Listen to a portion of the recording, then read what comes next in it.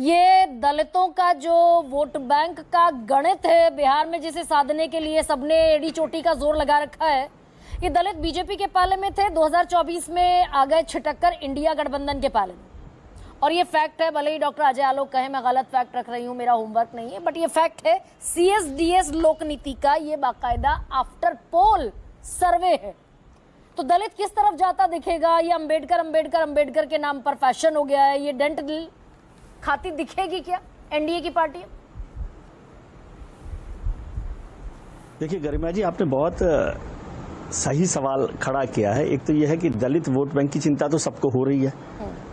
ये भी साफ है कि 2024 के चुनाव में एनडीए से वोट खिसक गया दलितों का। और आप जो कह रहे हैं या अभी जो बात हो रही है कि फेक नैरेटिव चल गया, फेक नैरेटिव क्यों चल गया? यदि फेक नैरेटिव है, मैं उसको फेक नैरेटिव नहीं मानता, किसी पार्टी का अपना नैरेटिव है, वो इसलिए चल गया क्योंकि आपको ये उम्मीद या आशंका या संभावना नहीं थी कि ये नैरेटिव चलेगा। आपने वो लड़ाई नहीं लड़ी। अगर आपको ये आशंका होती तो जो आपने 2024 के बाद लड़ाई लड़ी उस नैरेटिव को खत्म करने की, वो तब भी कर लेते। आपने नहीं किया वो, ठीक है।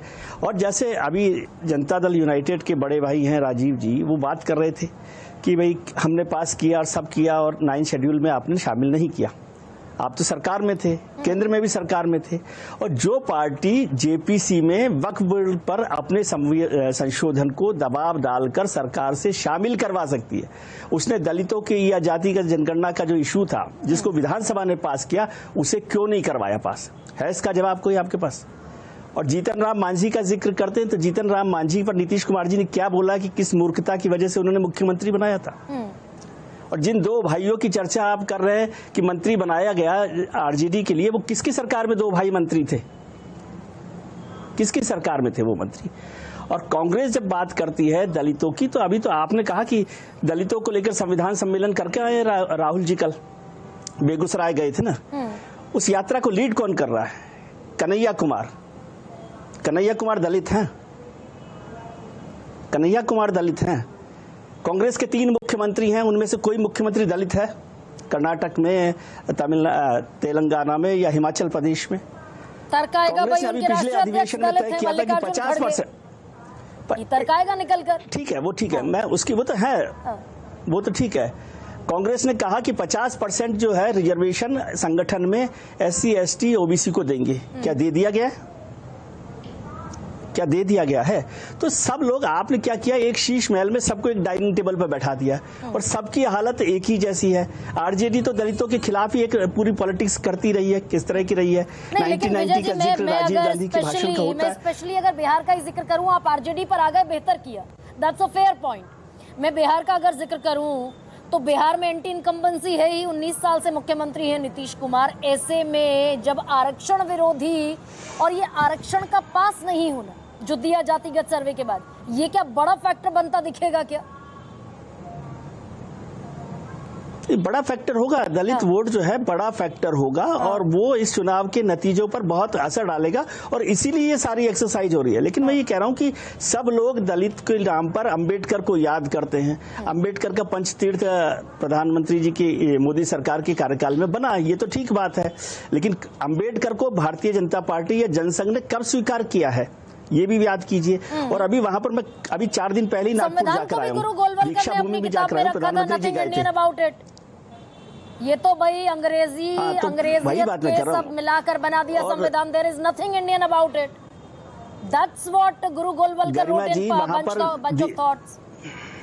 बिल्कुल ठीक बात, ठीक है। दीक्षा भूमि में जाकर आया हूँ, प्रधानमंत्री जी भी अभी गए थे, उसके बाद में वहां गया था। तो वहां पर एक वो लगा हुआ पिलर जिसपे अंबेडकर साहब ने 22 प्रतिज्ञाएं लिखी हैं।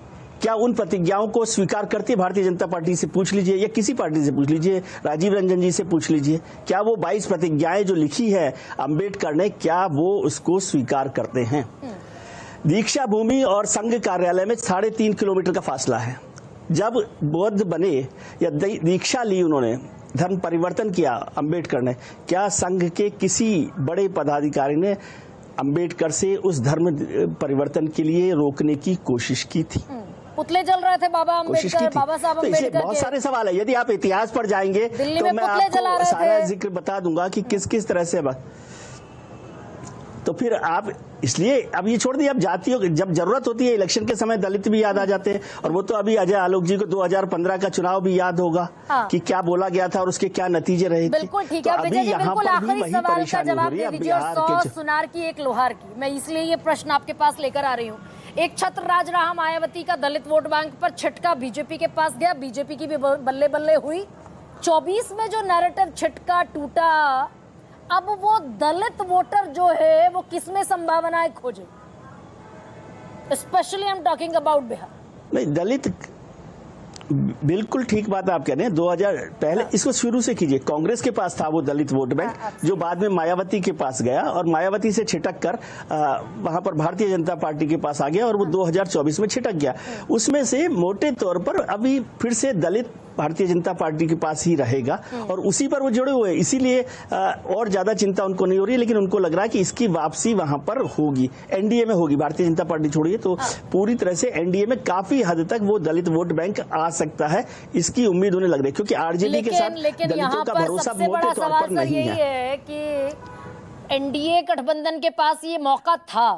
जातिगत सर्वे हुआ बिहार में, सुप्रीम कोर्ट की रजामंदी के बाद हुआ, तो ये मौका था कि 16% से 20% जो दलित आरक्षण किया गया, पिछड़ों का आरक्षण बढ़ाया गया, उस आरक्षण को सस्टेन करने के लिए अगर कुछ और स्ट्रैटेजी बनती, आरक्षण कैरी फॉरवर्ड होता, तो ये एक और one more feather in the cap ये हो सकता था। यहां चूक हुई क्या, और ये दलित वोट बैंक के लिए या दलितों के लिए सबसे बड़ा कंसर्न भी है क्या, रहेगा क्या?